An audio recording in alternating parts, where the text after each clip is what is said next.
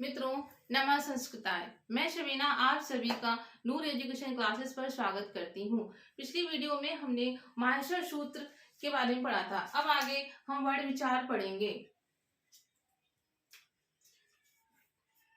वर्ण विचार।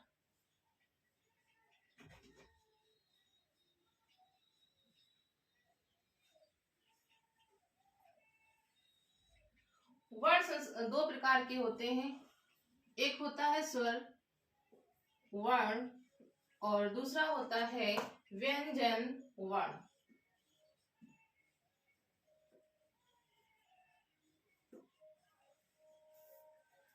स्वर वर्ण के तीन भेद होते हैं।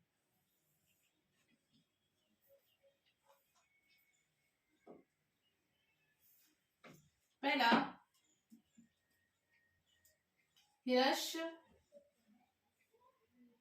स्वर, या इसको हम मूल स्वर भी कह सकते हैं, या इसे आदि स्वर या इसको एक मात्रिक स्वर या इसको एक मात्रिक स्वर भी कहते हैं। इनकी जो संख्या होती है वो 5 होती है। ये होते हैं जैसे कि आ ई उ री ली। इनको ह्रस्व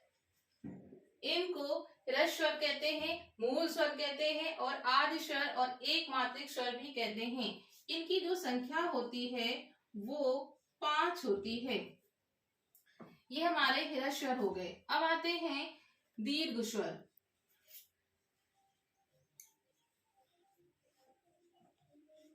दीर्घ स्वर या इसको द्विमात्रिक स्वर भी कहते हैं। द्विमात्रिक स्वर।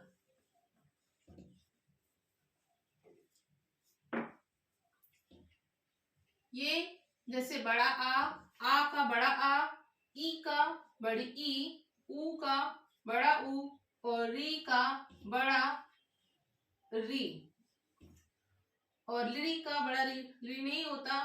फिर ए ओ आई औ। दीर्घ स्वर 8 होते हैं। इनकी संख्या 8 है। फिर इसके बाद आते हैं प्लुत स्वर।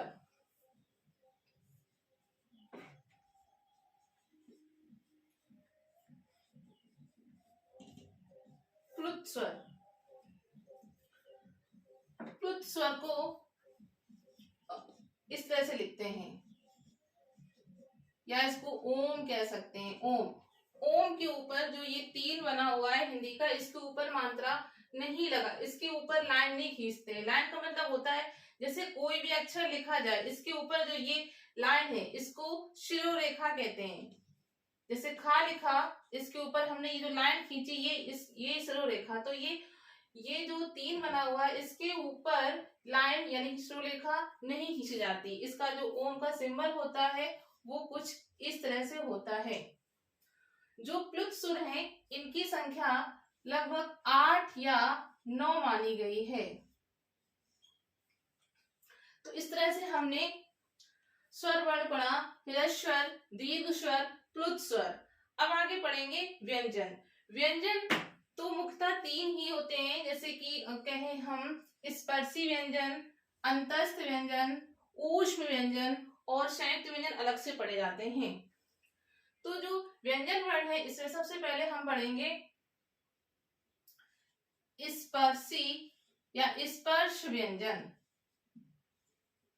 स्पर्श व्यंजन में हमारे जैसे आते हैं का वर्ग आता है, फिर चा वर्ग आता है,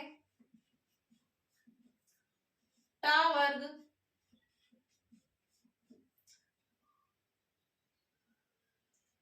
ता वर्ग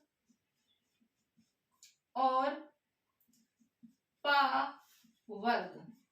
का वर्ग के 5 वर्ण क, ख, ग, घ, इंगा, इनके नीचे हलंत आएगा। चा वर्ग में चा,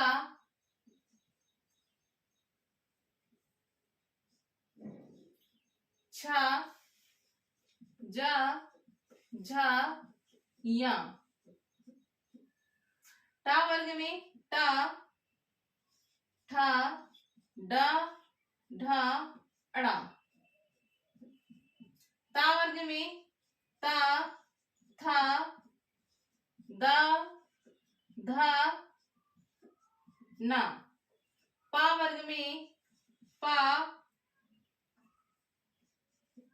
फा, बा, भा, मा।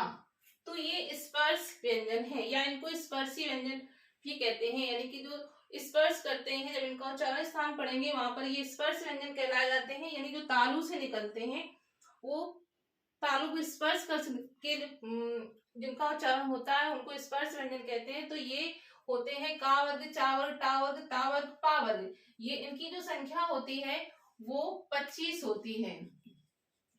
आप यहाँ गिन सकते हैं, का वर्ग में 5, 5, 10, 15, 20, 25 स्पर्श व्यंजन हमने पढ़ लिए। अब हमारे आते हैं अंतस्थ व्यंजन। अंतस्थ अंतस्थ व्यंजन। अंतस्थ व्यंजन हमारे 4 होते हैं, वो या, वा, रा, ला। या, वा, रा, ला, इनकी संख्या होती है 4। इनको अर्धस्वर भी कहते हैं।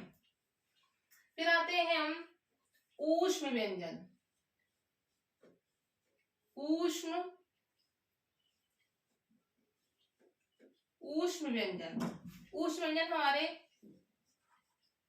शा, तालव वाली, फिर मूर्धन वाली शा, फिर षटकोण वाली शा, शा और हा, ये 4 हमारे ऊष्म व्यंजन होते हैं।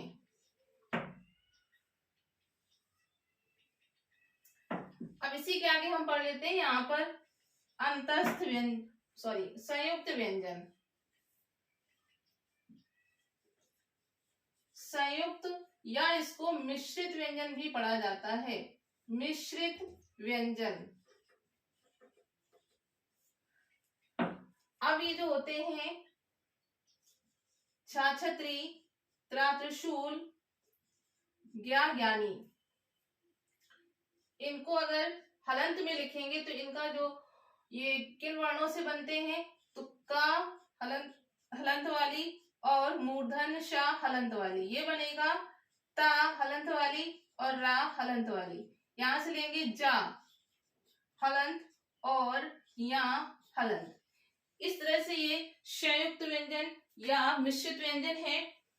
और हमने ऊष्म व्यंजन पढ़े, अंतस्थ व्यंजन पढ़े। तो ये व्यंजन वर्ण है, इधर हमारे स्वर वर्ण है। अब देखिए पिछली क्लास में हमने कुछ माहेश्वर सूत्र भी पढ़े, प्रत्याहार बताए थे, जैसे कि वर्ण के लिए जो प्रत्याहार यूज होता है उसको हम कहते हैं अल प्रत्याहार। देखिए अल प्रत्याहार में सारे वर्ण आते हैं संस्कृत व्याकरण के, तो अल प्रत्याहार में सारे वर्ण। और हमने स्वर को अच पढ़ा था, तो ये अच प्रत्याहार के अंतर्गत आने वाले वर्ण स्वर या स्वर वर्ण के लिए प्रयोग होने वाला प्रत्याहार अच। और व्यंजन के लिए हल पढ़ा था, हल प्रत्याहार के अंतर्गत सारे व्यंजन वर्ण आते हैं।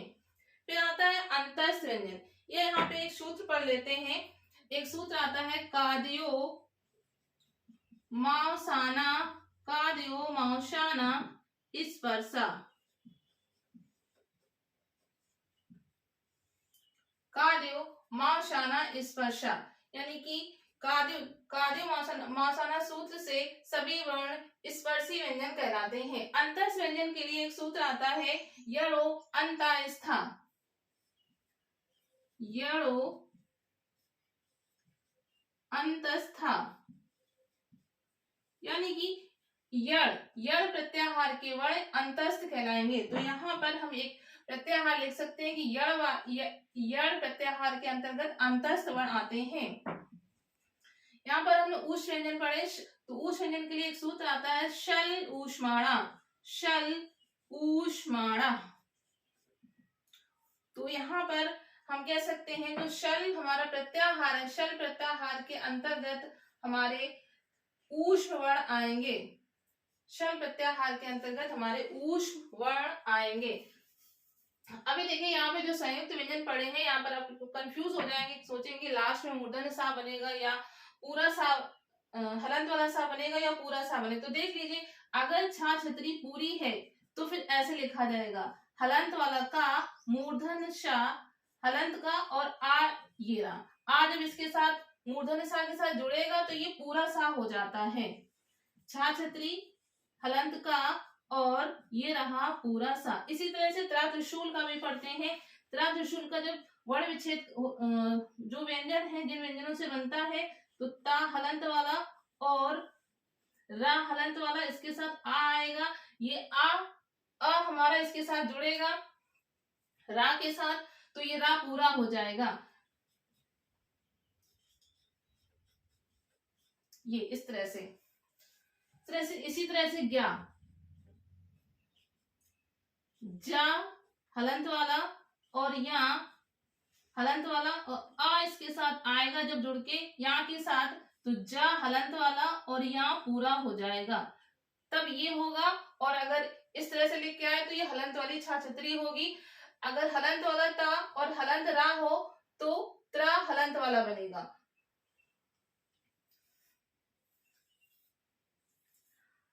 अब देखिए यहाँ पर ये हमने आपको मूल स्वर तो आप जान गए क्योंकि ये मूल है, तो ये मूल स्वर हो गए। आदि है क्योंकि ये पहले है, तो आदि है, आदि मतलब प्रारंभ, शुरुआत यहीं से होती है। माहेश्वर हमने यही पढ़े थे, अयुड़ ऋलिक एयोंग अयोच, यही शुरू हुआ था, तो ये मूल है। अब ये एक मात्रिक, एक मात्रिक का मतलब जिन वर्णों के उच्चारण में एक मात्रा का समय लगे उनको हम एक मात्रिक स्वर कहते हैं। जैसे अ, ई, उ, री, ली, ये 5 हो गए। इस तरह से इसको हम द्विमात्रिक स्वर कहते हैं क्योंकि आ का बड़ा आ, ई दीर्घ ई, उ दीर्घ उ, री ये री का दीर्घ री, ए ओ ऐ औ, तो ये द्विमात्रा का समय लग रहा है। अब देखते हैं प्लुत स्वर। प्लुत स्वर वो होते हैं जिनके उच्चारण में 2 मात्रा से अधिक समय लगे या फिर 3 मात्रा का समय लगे तो उसको हम प्लुत स्वर कहते हैं।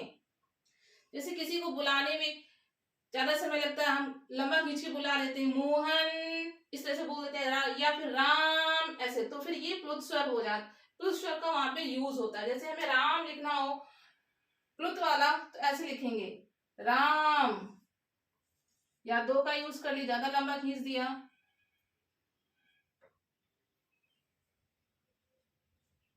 इस तरह से लिखा जाएगा राम।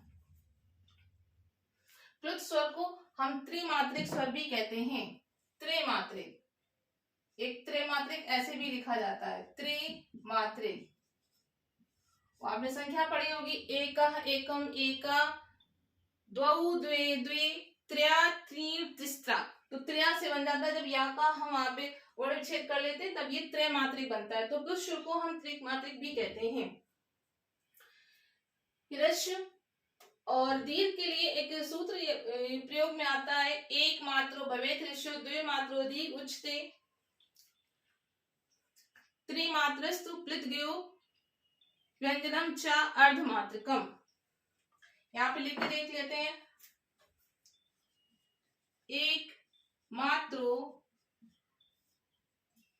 भवेत् ह्रस्व, एक मात्रो भवेत् ह्रस्व, द्विमात्रो दीर्घ उच्यते।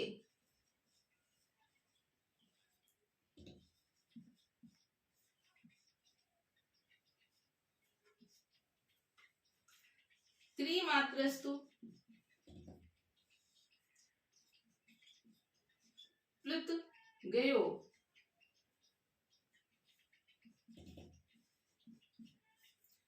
एक मात्र भवेत् ह्रस्यो द्वे मात्रो दीर्घ उच्यते त्रिमात्रो प्लुत गयो व्यंजनम च अर्धमात्रिकम।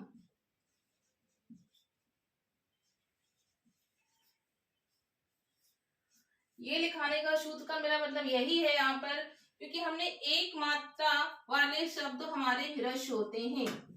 हिरस्य वर्ण हम उसको कहते हैं जिसमें एक मात्रा का यूज होता है, और दीर्घ वर्ण उसको कहते हैं जिसमें दो मात्रा का प्रयोग होता है, या एक मात्रा से अधिक प्रयोग हो, एक मात्रा का अधिक का समय लगता है तो उसको दीर्घ वर्ण कहते हैं, और दो से अधिक या तीन मात्रा का समय लगता है तो उसको हम कहते हैं प्लुत स्वर।